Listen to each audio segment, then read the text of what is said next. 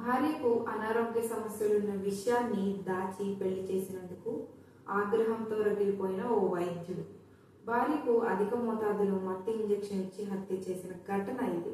ఈ కేసులో బాధితురాలు కూడా డాక్టర్ కావడం గమనార్హం.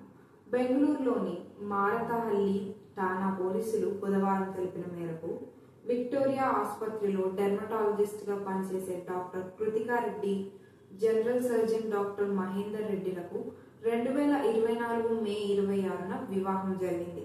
ఆమెకు అజీర్ణం, లో షుగర్, గ్యాస్ట్రిక్ తదితర సమస్యలు ఉన్న విషయాన్ని వరుడి దగ్గర దాచి ఈ వివాహం చేశారు.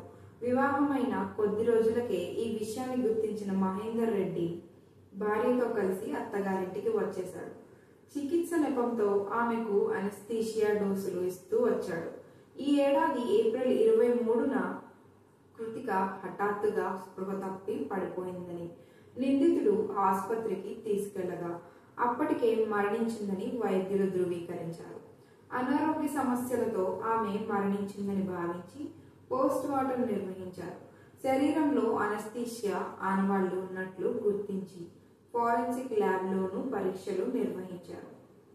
అందులోనూ అదే విషయం నిర్ధారణ కావడంతో మారత్హల్లి ఠాణా పోలీసులు బుధవారం మహేందర్ రెడ్డిని అదుపులోకి తీసుకున్నారు.